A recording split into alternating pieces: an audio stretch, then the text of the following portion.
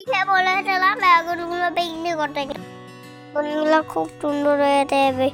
মেরালিকে বলে দিলাম বেগুন কালকে হাটে বিক্রি করবো। তো মেরালি তো ডেকে তুলেই লাগলো না। আল্লাহ, আপনি কি বেগুন মালিক? আমি এই বেগুন বালির মালিক। আপনাদেরও কি বেগুন নেবে? বেগুনটা তো ভালোই হয়েছে, কিন্তু বৃষ্টির কারণে একটু পোসাই ধরেছে।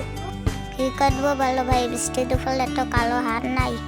ছোট যেগুলো দেখো পোসাইড হয়েছে সেগুলোই ফেলে দাও গাছাতে, যাতে দেখা যায় শুধু সবগুলোই ভালো। আচ্ছা ঠিক আছে ভাই, আমি করতেছি। মালিক বলছিল বেগুনগুলো বেচবে, তাই আমি পাইকারকে ফোন দিয়েছিলাম। কিছুক্ষণ পর পাইকার আইব। ছোট জমিতে অনেক ঘাস হয়েছে, ঘাসটা ছেড়ে দিতে হবে। মালিক তো আমাদের সেরকম ভালো না, দুটো ঘাস থাকে তাহলে গরম হইব। ঠিক আছে বলো ভাই, আমি নলাইতাছি।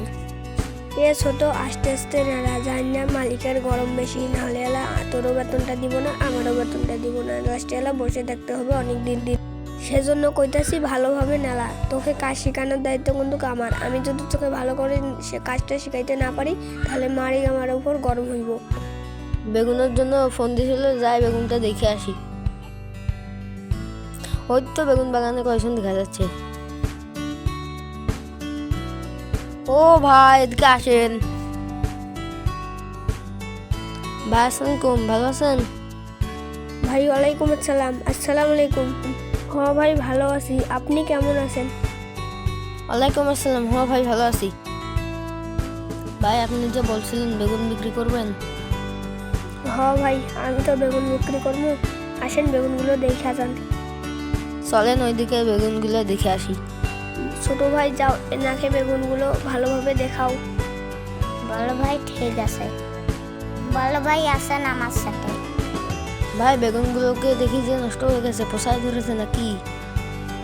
না ভাই কি বলেন, এটা পোষা না, এটা বৃষ্টির কারণে একটু দাগ হয়েছে, তো তাই এরকম দেখাচ্ছে।